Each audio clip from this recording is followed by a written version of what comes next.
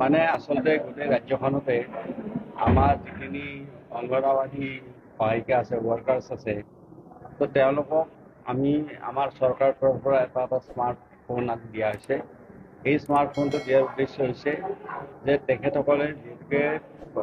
নিজৰ এলেকাত মাতৃ আৰু শিশুৰ যত্নৰ বিষয়ে তেওঁলোকে সজাগতা কৰে আৰু উপদেশ দিয়ে। গতিকে সেই ক্ষেত্ৰত এইটো যিটো মানে ইয়াৰে এটা এপছ এটা তৈয়াৰ কৰা হৈছে। এপছটোত এনেকুৱা ধৰণৰ কৰা হৈছে যে এই এপছটো তেওঁলোকৰ স্মাৰ্টফোনত যেতিয়া ডাউনলোড কৰি ল'ব পোষণ, গতিকে তেতিয়া শিশুটোৰ আচলতে স্বাস্থ্য ভাল হৈছে নে নাই, জন্ম হোৱাৰ পিছত শিশুটো ওখ হৈছে নে নাই, শিশুটোৰ স্বাস্থ্যটো ঠিকমতে উন্নত হৈছে নে নাই, এই গোটেই কথাবিলাক ঠিক তেনেদৰে মাকৰ স্বাস্থ্য কেনেকুৱা আছে, এই গোটেইখিনি কথা তেওঁলোকে যেতিয়া জানিব, জনাৰ পিছত তেওঁলোকে এই কথাখিনি আমাৰ PHCত জনায়, হস্পিটেলত জনায়, আৰু তাৰোপৰি তেওঁলোকে নিজেও যিখিনি তেওঁলোকে উপদেশ দিব পাৰে উপদেশ দিয়ে। এতিয়া আমাৰ চৰকাৰে সিদ্ধান্ত লৈছে যে সকলোকে আমি এনেকুৱা স্মাৰ্টফোন দিলোঁ আৰু প্ৰতি ঘৰতে তেওঁলোকে যেতিয়া যাব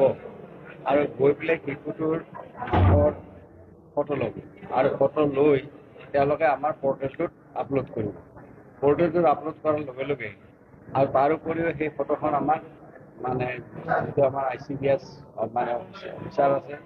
তেওঁ পাব এইটো